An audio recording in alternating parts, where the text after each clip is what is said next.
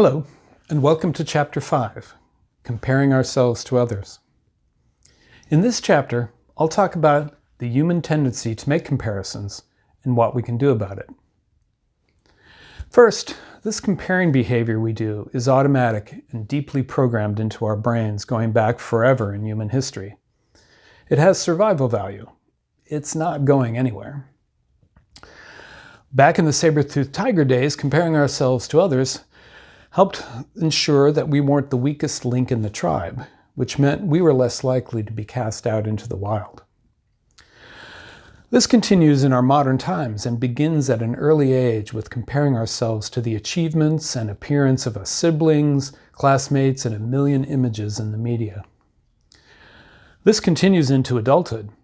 We ruthlessly compare our parenting to that of other parents. Comparing ourselves to others and judging our behavior against reasonable standards doesn't have to be bad. It can motivate us to try a little harder or to improve ourselves. But there can be what we might think of as toxic comparison. Distressing, often anxiety-provoking, and ultimately unhelpful. These comparisons often involve words like should or shouldn't, always and never, but there are many variations. Toxic comparison quickly leads to stress and maladaptive coping.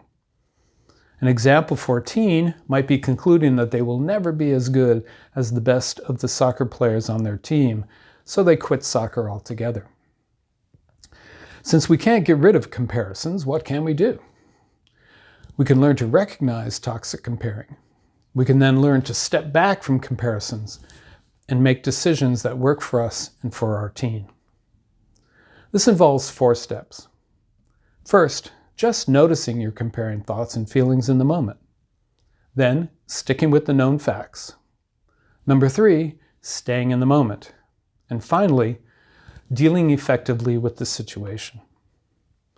So, we begin by noticing our comparing thoughts. For example, I find myself thinking that I'm a failure as a parent because my teen won't go to school, or do chores, or have as many friends as the kids of all the other parents I know.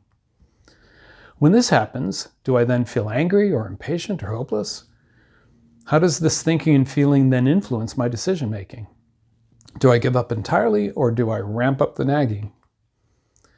Once we've caught ourselves comparing, we'll want to orient to what's actually going on so that we can stick with the facts. Let's try something.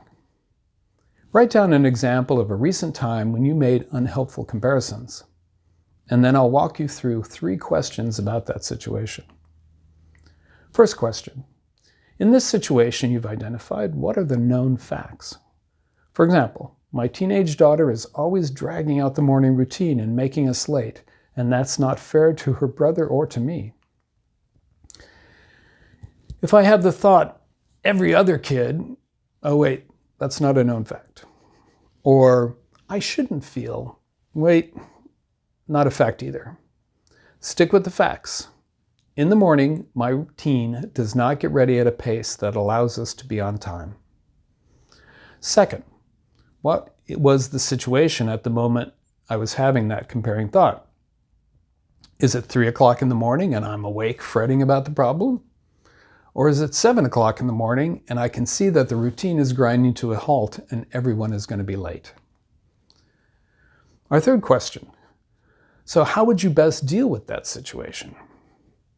If it's 3 o'clock in the morning and there's nothing I can really do about my teen's morning routine, I can breathe deeply and evenly and let my body fall back to sleep.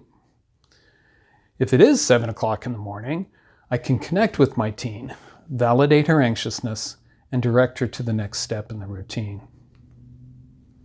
So, comparing is deeply programmed into our human behavior patterns. It's going to happen, but we can learn to recognize toxic comparison when it shows up and make some moves that work better for us and for our teen. I invite you in the days ahead to notice when comparisons show up and what you then do. What are your thoughts and feelings, and what are your typical tendencies toward action or inaction? I'll ask you to stick with the facts and identify the situation in the moment. For example, by her disorganized and slow behavior, I can see that Susie is feeling anxious about school today. And I'm starting to feel frustrated and impatient and having the thought that I'll be judged by every other parent when we're late.